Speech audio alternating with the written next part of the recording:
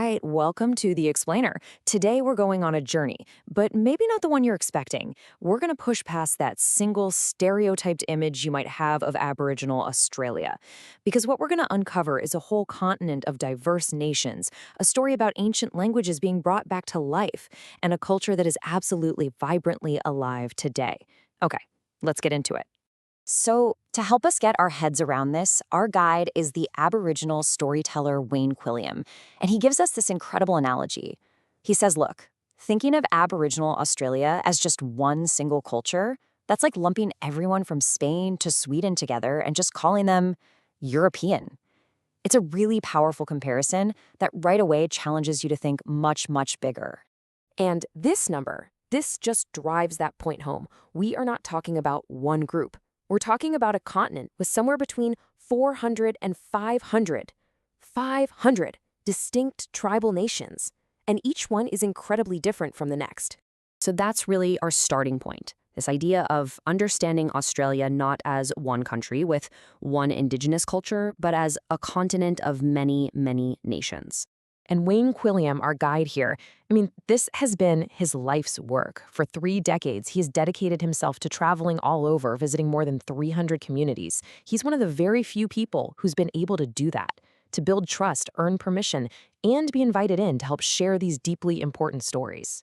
So from the diversity of nations, let's move to something absolutely core to their identity, language. And this is a story of profound loss, for sure, but it's also a story of incredible resilience and revival. Just take a second to absorb the sheer scale of what was lost.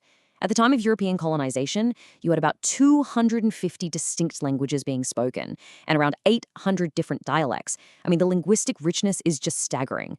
But then, years of forced assimilation policies just wiped so much of that away, leaving Australia with one of the highest rates of language loss in the entire world. And this chart really shows you the reality of that legacy today. Based on the 2021 census, just under 10% of Indigenous Australians report speaking a traditional language at home.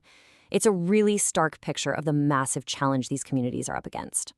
But, behind a statistic like that, there's a really powerful human story. Clark Webb, who co-founded a language school, talks about what happens when the elders hear young kids speaking their ancestral tongue again. He says they just get emotional, they tear up. Why? Because they're witnessing the return of something that was literally stolen from them. And this is the crucial part. This isn't just a story of loss, it's a story of hope. You've got these incredible grassroots, community-led efforts like the Gamanga Janana Freedom School. They're seeing amazing success, literally breathing life back into their language and culture for a whole new generation. And that idea of revival, of identity, it's all deeply, deeply rooted in the spiritual anchor of the culture. And that is the sacred connection to the land, which is known as country. At the very heart of this connection are what are known as sacred sites. Now, these aren't just pretty places. They're physical locations that anchor the entire cultural and spiritual world. It's where the law, the tradition, the very identity of a people is literally written into the landscape. And a sacred site can be almost anything. It could be a massive, obvious landmark like a hill, but it could also be a single rock, a specific tree, or a waterhole. It can even be a feature hidden under the water. The physical form isn't what's most important. It's the meaning that it holds. So that begs the question, right? Why do these specific places hold such profound power and meaning? What makes them so important? Well, it's because these sites are directly linked to the ancestral beings who created the world during the time known as the Dreaming.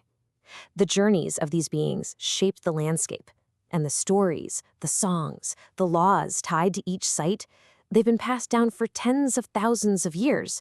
It's this incredible, unbroken chain of knowledge. Now, it is so vital to understand that this is not a culture frozen in time. It's not a museum piece. It is a living, breathing force that finds powerful, powerful expression in the modern world, especially through things like art and music. Just take the band Yothu Yindi. In 1991, their song Treaty became a global anthem. And that one lyric, that line cuts right to the heart of the political and cultural struggle, using music to assert a fundamental truth about the land for the whole world to hear. And that tradition is still going strong today. You have award-winning musicians like Emily Wurmarara, and she sees her work as a modern extension of an ancient responsibility. For her, making music isn't just about art. It's about fulfilling an ancestral law to keep the stories of her people alive. And this is a brilliant example of how a living culture adapts and responds. Her song Lordy Lordy directly takes on the disappointment from the no vote in the 2023 referendum. It just goes to show you that music continues to be this crucial platform for processing events and giving voice to the experience of a new generation. So after touching on the diversity of all these nations, the revival of language, the sacredness of the land, and the vibrancy of modern culture, we finally arrive right here in the present moment. So what's the takeaway from all this? With this understanding, where do we go from here? Let's leave the final word to our guide, Wayne Quilliam. It's a simple, direct, and really powerful invitation. He says the next step isn't complicated at all.